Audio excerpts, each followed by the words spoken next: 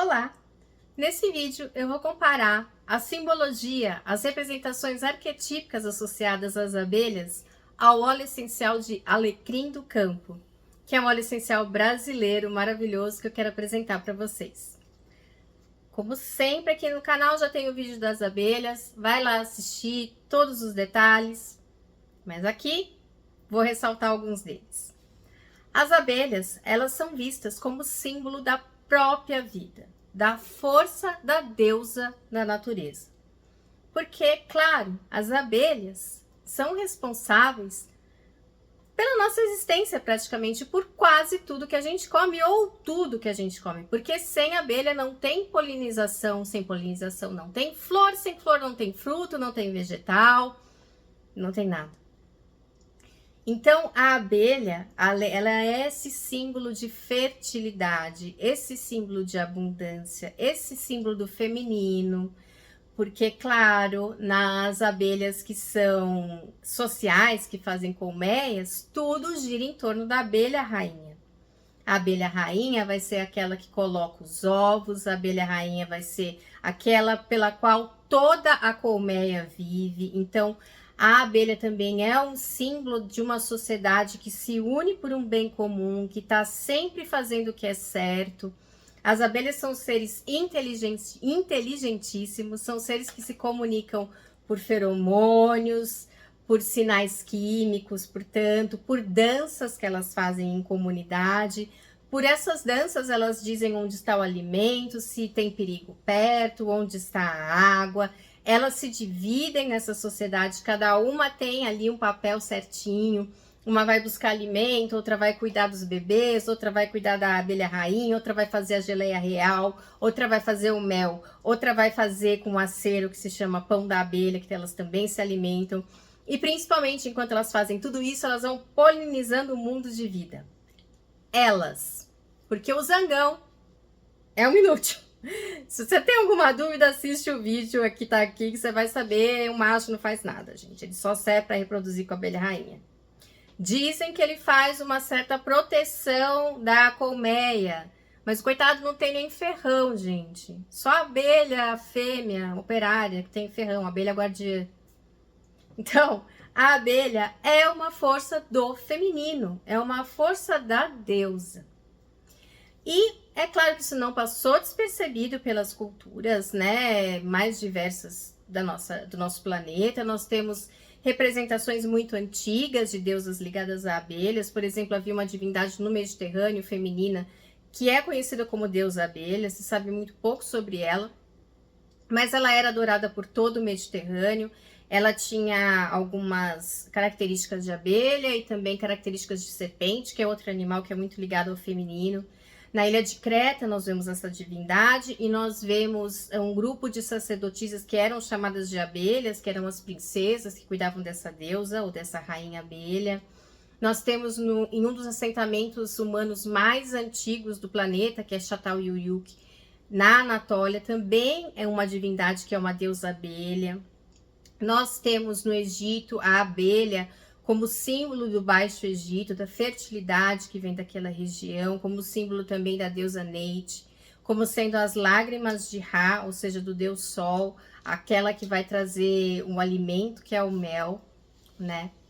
Nós temos na Grécia a abelha como símbolo de diversas entidades, como por exemplo a própria Afrodite, e as sacerdotisas de Afrodite, de Deméter, de Perséfone, de Ártemis, e até mesmo as sacerdotisas de Delfos, elas eram chamadas de melissas, que são as abelhas, ou seja, aquelas que estão servindo a divindade, a abelha rainha.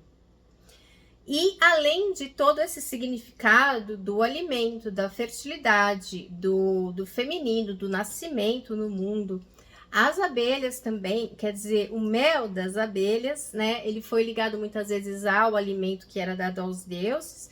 E também muitas sociedades antigas já haviam percebido que o mel era um poderoso cicatrizante. Nós temos receitas já da Suméria, datadas de 2000 anos atrás, que indicam uma pasta cicatrizante que era uma mistura de areia com mel, com óleo de cedro, inclusive, né, que era passada nas feridas para cicatrizar.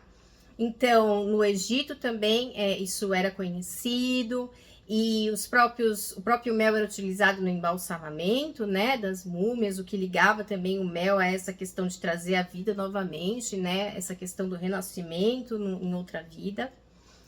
E nós temos aqui no Brasil, então, o óleo de alecrim do campo, ou alecrim do cerrado, que é o óleo que eu queria comentar aqui com vocês, porque olha só que interessante. Esse óleo, como eu disse, ele nasce em regiões do cerrado, e em Minas Gerais, quando estavam pesquisando sobre o própolis verde, né, que foi uma pesquisa conduzida pela Fundação Ezequiel Dias, FUNED, foi descoberto que as abelhas reconhecem instintivamente a propriedade de algumas plantas que ajudam na proteção da colmeia e que podem ser bastante úteis para nós também, inclusive no combate de doenças. E esse estudo apontou que o alecrim do cerrado era uma planta usada pelas abelhas para confecção desse tipo de própolis especial, ou seja, um própolis que dá bastante saúde para a colmeia e para nós também.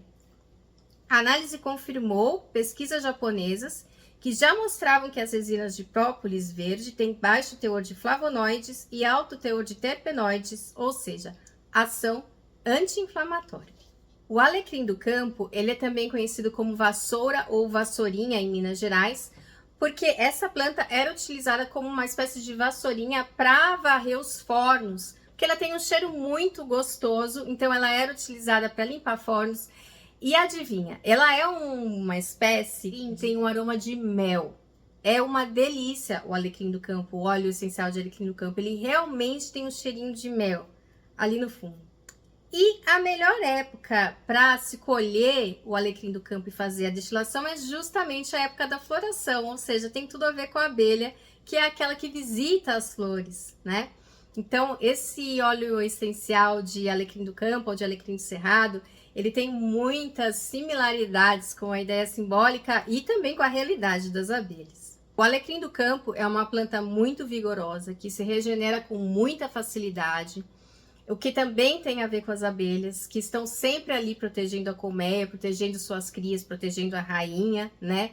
Fazem a geleia real para dar para a rainha, ou seja, o melhor que elas podem para dar para a rainha com muito vigor.